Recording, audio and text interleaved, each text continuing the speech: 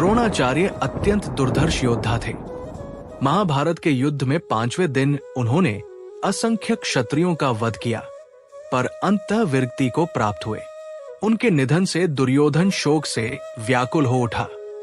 ऐसे समय में कर्ण ने कौरवों की सेना की बागडोर संभाली और सेनापति बना। पांडवों की सेना की अगुवाई अर्जुन के हाथों में थी। इसके बाद आरंभ हुआ एक भीषण संग्राम कर्ण और अर्जुन के बीच। ये युद्ध इतना प्रचंड था कि देवताओं और असुरों के प्राचीन युद्ध को भी पीछे छोड़ देता। 17वें दिन से पूर्व कर्ण ने अर्जुन को छोड़कर अन्य सभी पांडवों से युद्ध किया और भीम सहित सभी को रणभूमि में परास्त किया।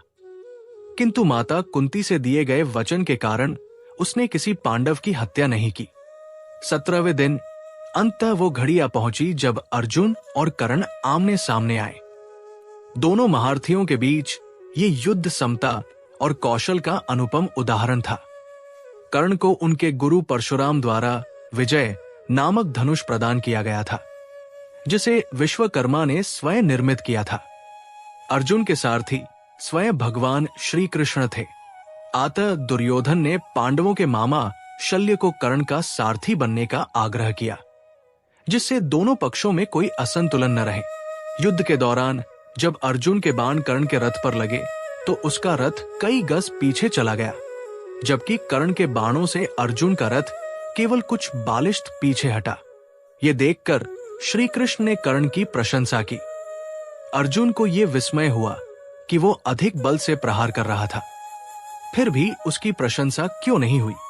तब श्री कृष्ण ने कहा, कर्ण के रथ पर केवल वो और शल्य विराजमान है, जबकि तुम्हारे रथ पर मैं स्वयं और हनुमान भी है। फिर भी कर्ण ने तुम्हारे रथ को हिलाया, ये उसकी अद्भुत शक्ति का प्रमाण है। कर्ण ने युद्ध के दौरान अर्जुन की धनुष की प्रत्यंचा कई बार काटी, किंतु अर्जुन हर बार उसे पुनः बांध लेता।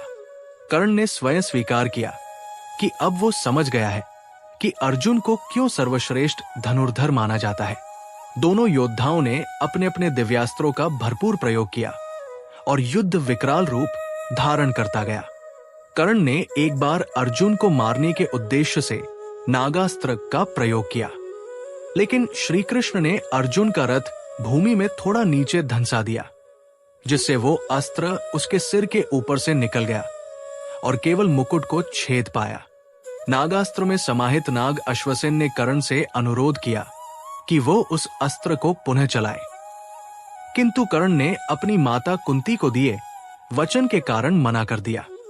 जब युद्ध अपने निर्णायक मोड़ पर था, तब कर्ण का रथ एक पहिए से धरती में धंस गया।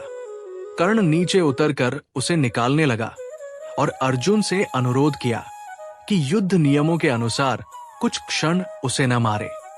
किंतु श्री कृष्ण ने अर्जुन को स्मरण कराया कि जब अभिमन्यु की नृशंस हत्या की जा रही थी, तब कर्ण ने युद्ध धर्म का पालन क्यों नहीं किया। जब द्रौपदी का अपमान हो रहा था, तब उसका धर्म कहा था। जब द्युत क्रीड़ा में पांडवों को छल से हराया गया, तब वो धर्म क्यों नहीं बोला। श्री कृष्ण ने स्पष्ट कहा कि कर्ण अब धर्म की बात करने का अधिकारी नहीं रहा। उन्होंने अर्जुन से कहा, यदि आज तुमने कर्ण को नहीं मारा तो संभव है वो फिर कभी मारा न जा सके और ये महायुद्ध कभी समाप्त न हो। श्री कृष्ण की आज्ञा पर अर्जुन ने दिव्यास्त्र से कर्ण का वध कर दिया।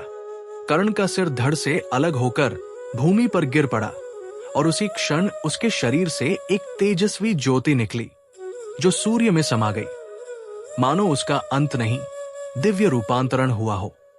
इसके पश्चात राजा शल्य कौरवों की सेना के अंतिम सेनापति बने, किंतु वे भी युद्ध भूमि में केवल आधे दिन तक टिक सके। दोपहर होते होते धर्मराज युधिष्ठिर ने उनका वध कर दिया।